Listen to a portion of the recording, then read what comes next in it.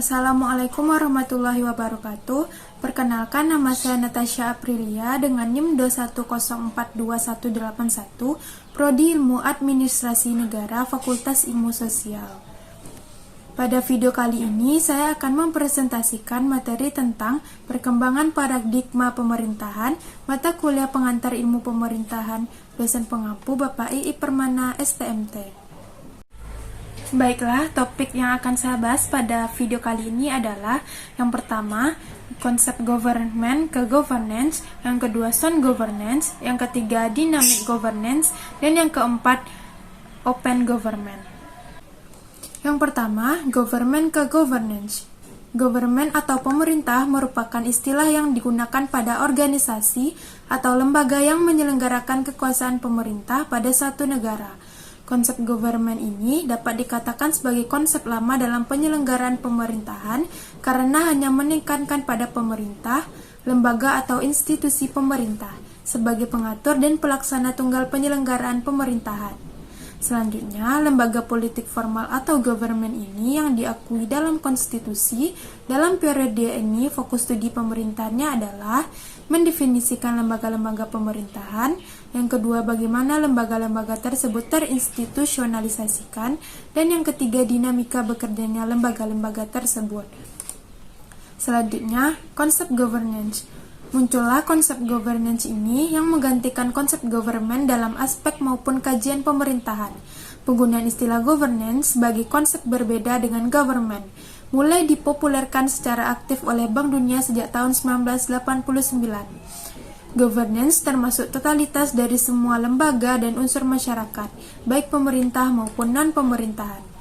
Selanjutnya, governance mendefinisikan tiga ranah penting yang harus diperhatikan dalam kajian politik dan pemerintahan, yaitu negara, masyarakat, dan pasar, yaitu melihat bagaimana hubungan di antara ketiga ranah tersebut.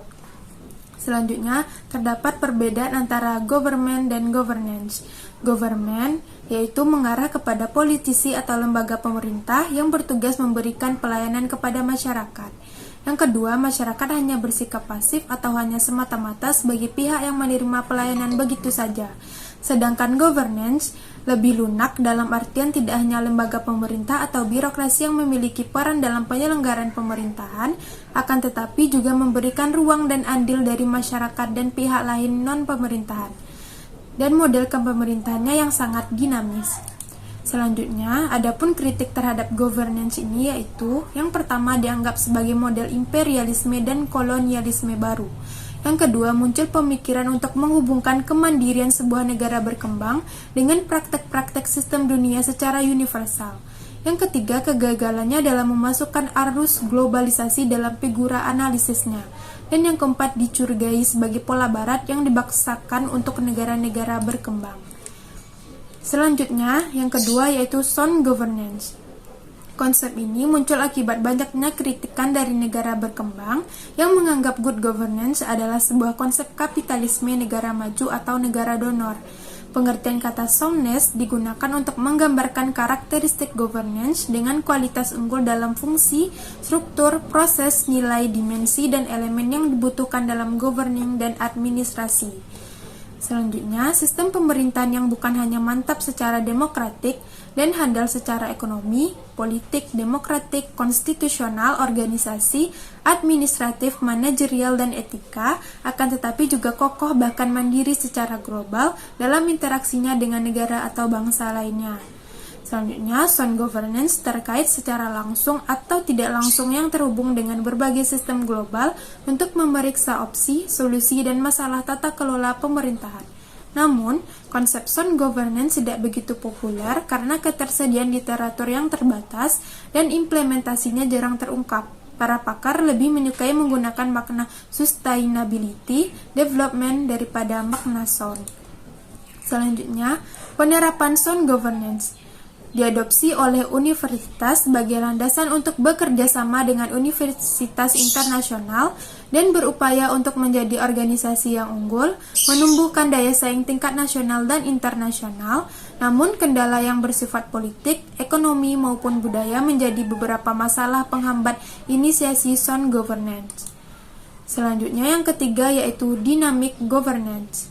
Konsep dynamic governance adalah bagaimana bekerjanya berbagai kebijakan, institusi, dan struktur yang telah dipilih, sehingga dapat beradaptasi dengan ketidakmenentuan dan perubahan lingkungan yang cepat, sehingga kebijakan, institusi, dan struktur tersebut tetap relevan dan efektif dalam pencapaian keinginan jangka panjang masyarakat, dan menekankan untuk memerhatikan faktor eksternal lingkungan kebijakan. Konsep dynamic governance akan lebih bermanfaat apabila kebijakan pemerintah turut berinovasi. Selanjutnya, landasan dynamic governance adalah budaya kelembagaan suatu negara yang ditunjukkan dengan 3 faktor kemampuan dinamis atau dynamic capabilities, yaitu yang pertama, berpikir ke depan atau thinking ahead, yang kedua, berpikir kembali atau thinking again, dan yang ketiga, berpikir sepanjang mengarah kepada pelaksanaan kebijakan yang adaptif atau thinking across.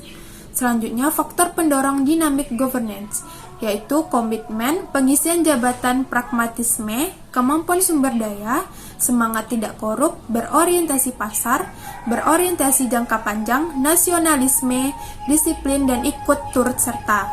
Selanjutnya, penerapan dynamic governance. Contohnya, negara Singapura menerapkan konsep dynamic governance dalam aktivitas pemerintah.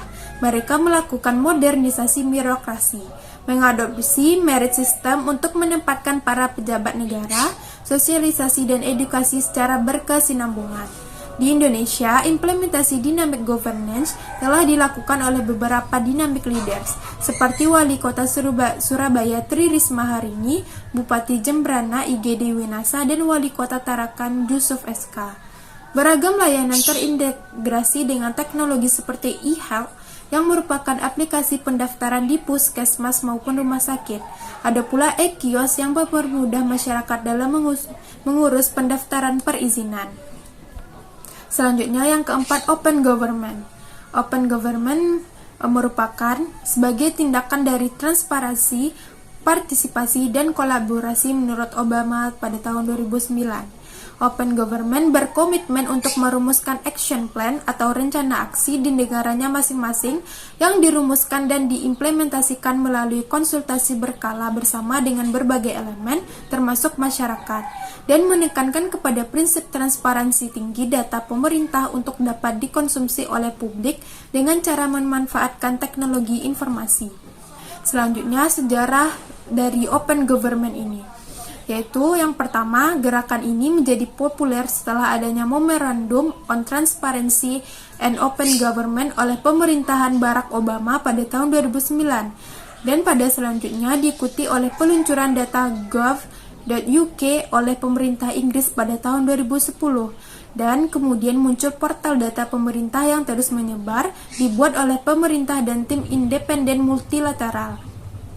Dan selanjutnya di Indonesia, gerakan Open Government ini telah direspon oleh pemerintah dengan Undang-Undang Nomor 14 Tahun 2008 tentang keterbukaan informasi publik. Selanjutnya, Yang Lo dan Xiang pada tahun 2015 menemukan secara khusus faktor-faktor yang berpengaruh dan dampaknya terhadap inisiatif Open Government diselidiki dari 4 perspektif, yaitu yang pertama legislasi dan kebijakan, yang kedua teknologi, yang ketiga organisasi, dan yang terakhir yaitu lingkungan.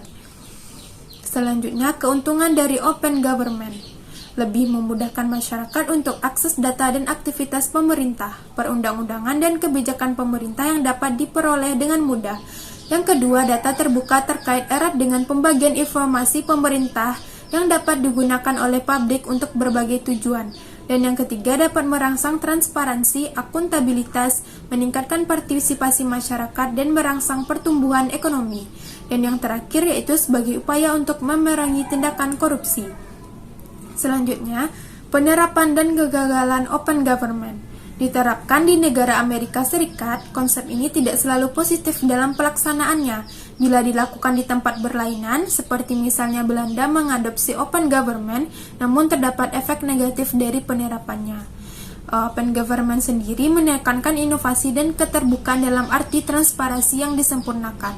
Terkadang dilakukan oleh kolaborasi antara publik dan swasta, namun gagal mencapai keterbukaan dalam pengambilan keputusan meski telah dipaksa oleh dorongan menuju inovasi dalam proses pembuatan kebijakan, sudah terkonsolidasi secara mekanisme, bukan perubahan substansif atau studi komparatif antara negara Prancis, Italia, Spanyol, dan Inggris. Selanjutnya, perbandingan antara dynamic governance, sound governance, dan open government. Yaitu kita lihat dari fokusnya. Dynamic governance berfokus kepada global collaboration network and innovation, sedangkan zone governance yaitu tacit dan explicit knowledge and innovation, sedangkan open government fokusnya itu transparency and innovation. Selanjutnya, perbedaan terhadap konsep tata kelola pemerintahan. Dynamic governance, dimensi yang mencakupnya yaitu proses, struktur, kognisi dan nilai, konstitusi, organisasi dan institusi, manajemen dan kinerja, kebijakan, sektor, kekuatan internasional atau globalisasi, dan yang terakhir etika, akuntabilitas, dan transparansi. Sedangkan sound governance, elemennya yaitu ada kultur, institutional culture, yang kedua capabilities, yang terdiri atas thinking ahead, thinking again, dan thinking across. Dan yang ketiga yaitu change, terdiri dari adaptive policy. Selanjutnya, open government memiliki 3 pilar utama yaitu pertama transparansi, kedua partisipasi, dan yang ketiga kolaborasi. Selanjutnya kita lihat dari faktor kekuatannya. Dynamic government, kerjasama internasional akan lebih mudah untuk menyelesaikan berbagai masalah suatu negara atau organisasi. Sound governance, dorongan untuk terus meningkatkan tacit dan explicit knowledge. Sedangkan open government, transparansi, dan peluang melibatkan masyarakat dalam setiap aktivitas dan pengawasan pemerintah menjadi lebih besar. Selanjutnya, adapun kelemahan di antara ketiga konsep paradigma ini, yaitu yang pertama dinamik, kurang populer dalam implementasinya untuk aktivitas pemerintah dan organisasi. Sedangkan sound governance, kelemahannya akan tidak bermakna apabila birokrasi yang korup, spoil sistem, nepotisme, dan masyarakat belum sepenuhnya demokratis untuk mengawasi aktivitas pemerintahan. Dan yang ketiga yaitu open government, kelemahannya terletak pada keterbukaan belum tentu akan berkontribusi signifikan terhadap transparansi. Baiklah, sekian presentasi saya pada video kali ini. Apabila ada kesalahan mohon dimaafkan. Wassalamualaikum warahmatullahi wabarakatuh.